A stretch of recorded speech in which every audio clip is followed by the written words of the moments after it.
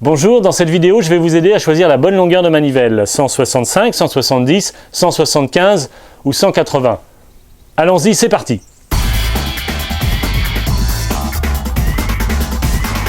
Vous voyez ici, à l'arrière du pédalier, sur la manivelle, des inscriptions.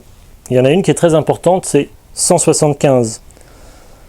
Ça veut dire que ce pédalier a une manivelle qui fait, entre cet axe ici et cet axe-là, 175 mm, c'est-à-dire 17,5 cm. Il y a plusieurs longueurs de manivelle, ce qui peut être très important. Si vous êtes petit ou plus grand, il faut choisir la bonne longueur de manivelle. Si on est grand, il faut plutôt une grande manivelle pour avoir un plus grand mouvement de rotation lorsqu'on pédale. Si on est petit, il vaut mieux un petit cercle de pédalage. Dans le cas où vous ne trouvez pas l'inscription, ou l'inscription s'est effacée, ou vous n'avez pas l'information, le plus simple reste encore de mesurer. Donc vous avez la possibilité de mesurer, il suffit de prendre un centimètre, vous mesurez ici l'axe entre les deux, et on a bien sur celle-là 175 mm, 17,5 cm.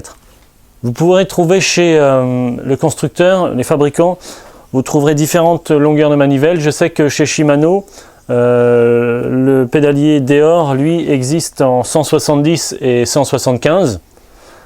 Pour des modèles un peu plus haut de gamme, donc le pédalier Shimano XT par exemple, vous avez 165, 170, 175 et 180. Alors le principe de la longueur de manivelle, évidemment, c'est de trouver un rapport ici qui corresponde à votre morphologie. Si vous êtes petit, il vaut mieux une longueur de manivelle qui soit plus petite. Si vous êtes grand, il vaut mieux une grande longueur de manivelle. C'est vrai que ça va avoir une réelle influence sur les sensations de pédalage. C'est vrai que le principe de base étant le levier, c'est-à-dire que plus le levier est long, plus l'effort physique à fournir va être faible. Donc avec une longue manivelle, on va avoir une facilité à pédaler qu'on n'aura pas forcément avec une manivelle plus courte. Seulement faites très attention aussi par rapport au mouvement du genou et de la hanche, pas abîmer les articulations. Si vous pédalez trop serré avec une petite manivelle ou trop grand avec une trop grande manivelle, il faut vraiment choisir la longueur de manivelle qui soit adaptée à votre morphologie. Pour les articulations, plus les manivelles sont courtes, moins il y a de contraintes. Le plus simple est de mesurer votre entrejambe et de calculer la longueur de manivelle qui vous correspond. En général, on divise par 5. Par exemple, moi j'ai une entrejambe de 90 cm, donc je divise par 5 et je trouve 18 cm, donc 180 mm.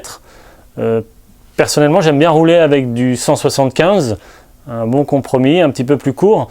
Donc un peu plus de vélocité et moins de contraintes sur les articulations.